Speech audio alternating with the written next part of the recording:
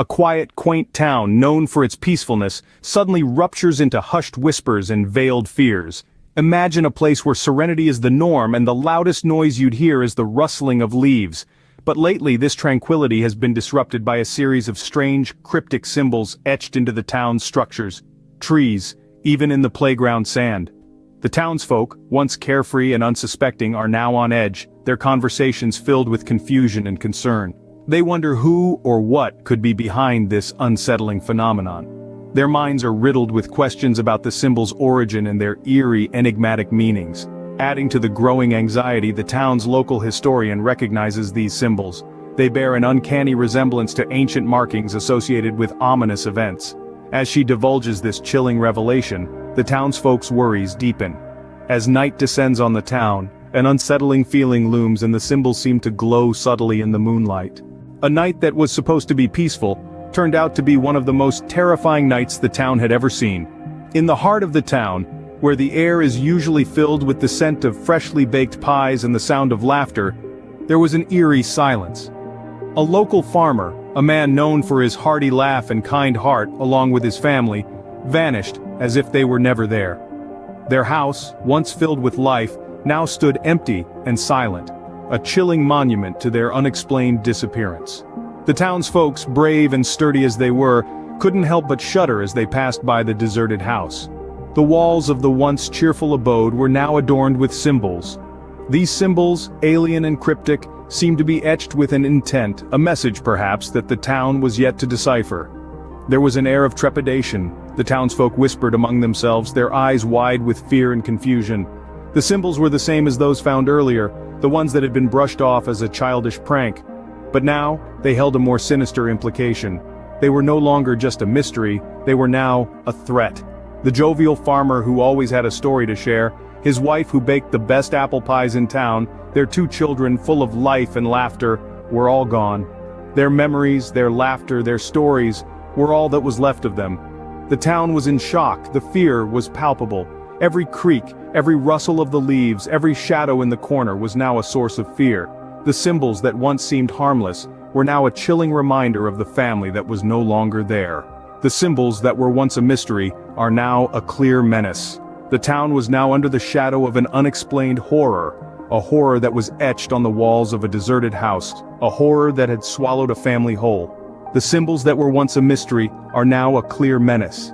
With fear gripping the town, a local detective takes it upon himself to unravel the mystery. This is not just another case for him. This is personal. He's a part of the town, and he can't stand by while its people live in terror. The detective, known for his sharp intellect and meticulous attention to detail, starts to delve into the eerie occurrences. He pores over the police reports, the eyewitness accounts, and the chilling crime scene photos. He's searching for a thread, a connection, something to make sense of the senseless. As he digs deeper, he begins to notice something peculiar. A pattern starts to emerge from the chaos. All the incidents occurred on a full moon night. This discovery sends a shiver down his spine, but he knows better than to dismiss it as mere superstition. There's more to it than meets the eye. But there's another strange similarity. All the victims had a peculiar symbol etched on their property, as if marked for some sinister purpose. The symbol, a cryptic fusion of lines and circles, is as mysterious as the incidents themselves. But it's there, a silent testament to the horror that unfolded. The detective is intrigued. He spends countless hours researching the symbol, digging into dusty archives and ancient texts, seeking its meaning. His determination is unwavering. The town is depending on him. The victims deserve justice. He doesn't have much time. The full moon is just around the corner. The town is on edge. Fear is in the air, thick and palpable. The detective knows he needs to solve the mystery before the full moon rises again, before another innocent life is claimed. And so, with a steely resolve, he pledges to decipher the cryptic symbols and unravel the mystery. He vows to put an end to the fear that has gripped the town. The detective is determined. He promises to solve the mystery before the next full moon. As the detective digs deeper, he uncovers a chilling secret. Our detective, a man of logic and reason, finds himself in the realm of the inexplicable. As he deciphers the cryptic symbols scribbled hastily across the town's archives, he stumbles upon a truth as cold as the graves he's been investigating. The symbols aren't just random scribbles, they're the chilling whispers of an ancient curse.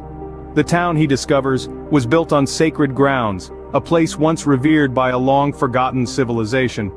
The signs, the symbols, they all pointed to a single dreadful prophecy. The curse was destined to awaken after 100 years of slumber. And as the detective glances at the date, a shiver runs down his spine.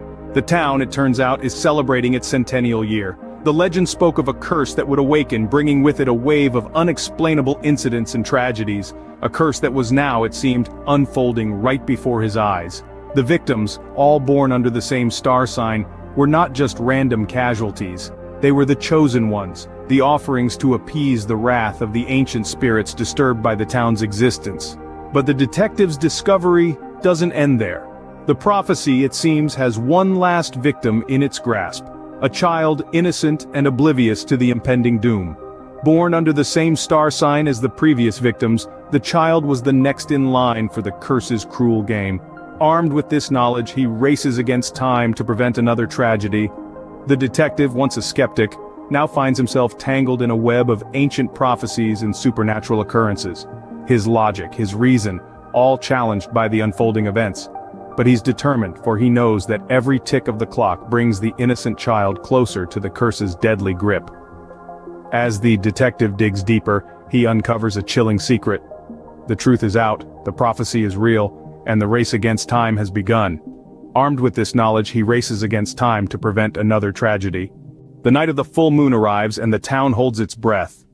The anticipation is palpable. The detective, our beacon of hope in this unfolding nightmare, sets his trap.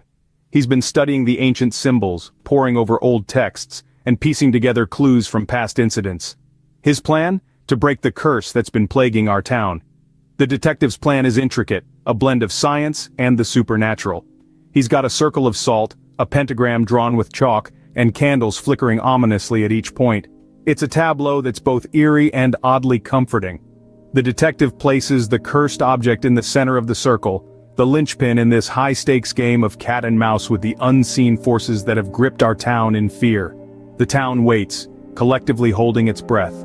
It's a moment suspended in time, as if the world itself has paused in deference to the unfolding drama. The moon, our silent and luminous witness, reaches its peak. It bathes the town in an ethereal glow, casting elongated and menacing shadows that seem to dance and twirl in the lunar light. And then it happens.